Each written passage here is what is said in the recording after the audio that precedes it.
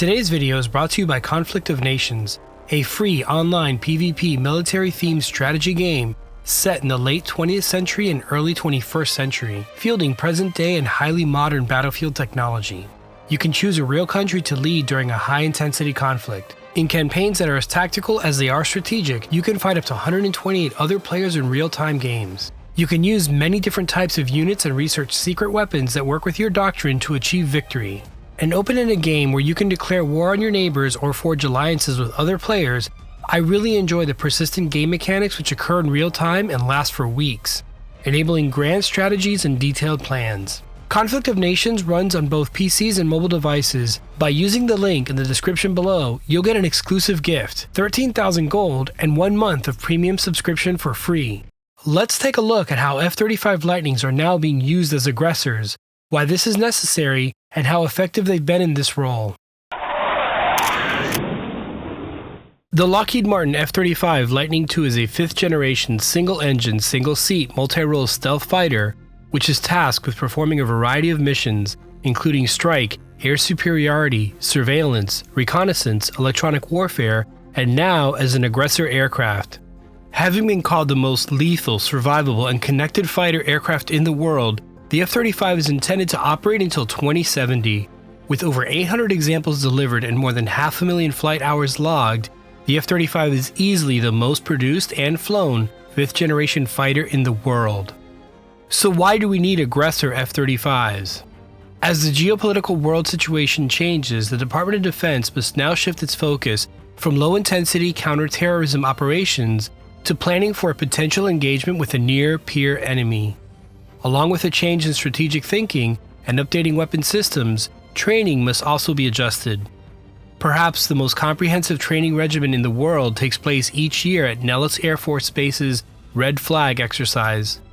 During Red Flag, the US and Allied forces gather together to form a Blue Force, which is tasked with various mission objectives. These exercises teach coordination with dissimilar aircraft and systems, while also maximizing the strengths of each Allied platform to achieve mission goals. However, the Blue Air Force is not operating in a vacuum. They are opposed by a Red Force, which includes not just air-to-air threats, but also surface-to-air, information, and space threats that all work together in an attempt to deny the Blue Force their mission objectives. Some of the best pilots in the world are assigned to the Red Air Force, who carefully study adversary weapons, tactics, and doctrine, and then in turn use their aircraft to simulate actions that adversaries would take against the Blue Force. Up until recently, the aircraft used for Red Air consisted primarily of 4th generation F-16s and 3rd generation F-5s. Both of these aircraft are extremely maneuverable and have proven useful in training pilots how to hone their dogfighting skills. Even so, without the use of low observable 5th generation adversary aircraft, Allied pilots will be unable to prepare for the threats faced by near-peer adversaries in the future. As a result, during recent Red Flag exercises at Nellis Air Force Base in Nevada, the Red Air Team has been employing F-35s as aggressors. The addition of Lightnings to the training regimen makes what is the best training program available to allies even better. So how has the F-35 performed as an aggressor aircraft? According to an F-22 pilot who participated in a recent Red Flag exercise, the Red F-35s were challenging even for the Raptor to maintain good situational awareness as to where the Lightnings were at all times. In a typical exercise, the Blue Force is tasked with missions such as offensive strikes or defending critical positions. During Red Flag 21-3, F-35 aggressors were introduced and worked alongside the F-16s of the 64th Aggressor Squadrons. The Lightnings proceeded to dismantle significant components of the Blue Air game plan. These integrated offensive and defensive systems took full advantage of the F-35's stealth and sensor capabilities, which caused Allied combat forces to work hard for every win. Additionally, by using the F-35s, the Red Air Force is now detecting the Blue Force at further ranges than in previous exercises.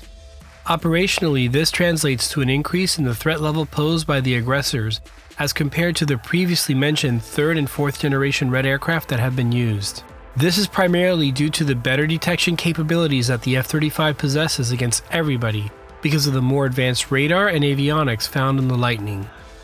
Simply put, the F-35 is the only 5th generation fighter aircraft available in sufficient numbers to realistically replicate low observable threats that could challenge the Blue Force. Next, we'll take a look at Splinter Patterns. What are they and why are they important? The Aggressor pilots also contribute to an important visual range component of training by emulating the paint schemes found on Chinese and Russian aircraft.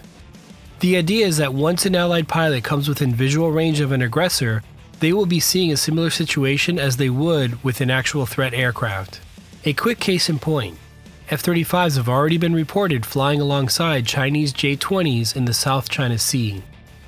These paint patterns found on Russian and Chinese jets are informally referred to as Splinter Schemes, and from recently released photos, we can see that the Aggressor F-35s have begun to adopt them. The question is, does this affect the radar-absorbing material or RAM coatings that are part of the stealth application? Based on these photos, it would appear that the nose and leading edge surfaces need to remain in the standard gray color as seen as production F-35s.